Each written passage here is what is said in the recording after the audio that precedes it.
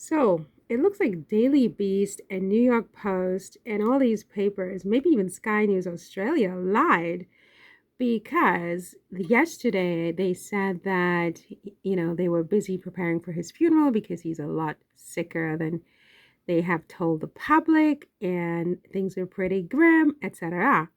And today I'm reading on Reuters and frankly a few other publications that King Charles is to resume public duties as of I guess next week, right? This was written today, April 26th, 2024, and published at 7:29 p.m., just about an hour ago.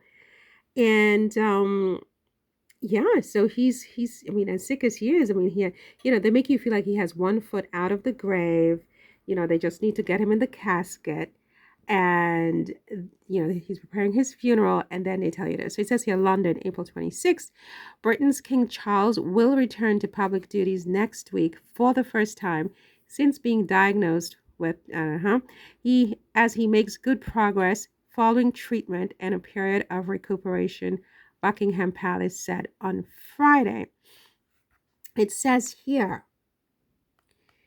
in February, the palace revealed that the 75-year-old king had been diagnosed with an unspecified form of cancer detected in tests after a corrective procedure for an enlarged prostate.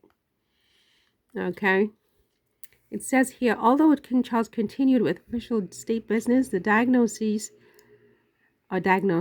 led him to postpone public engagements to begin treatment and rest. His Majesty's treatment program will continue, but doctors are sufficiently pleased with the progress made so far that the king is now able to resume a number of public-facing duties.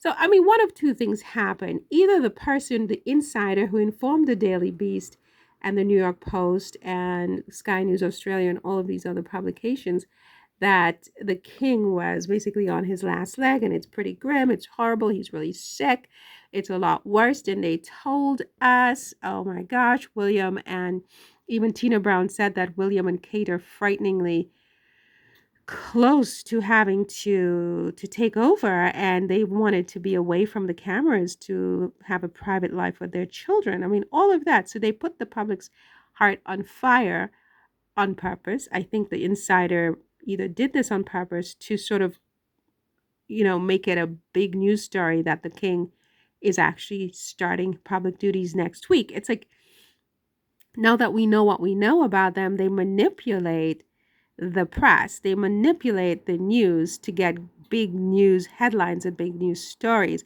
So that could have been an intentional misinformation, or the fact that that was disclosed angered the king and Camilla, and they want to put on a strong face.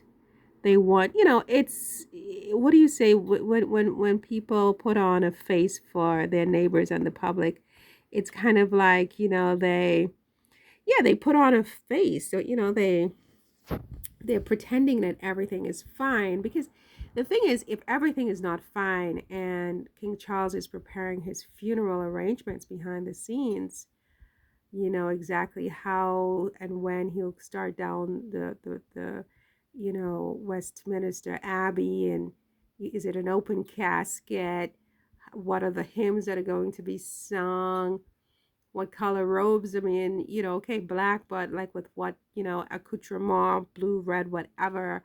How many horses? What color the horses will be? I mean, rather than having everyone believe that that's what he's doing, his wife and he have decided to fight back. And even if he, maybe they're just putting on a front, to pretend all is well when all is not well, because they're going down punching, they're going down fighting.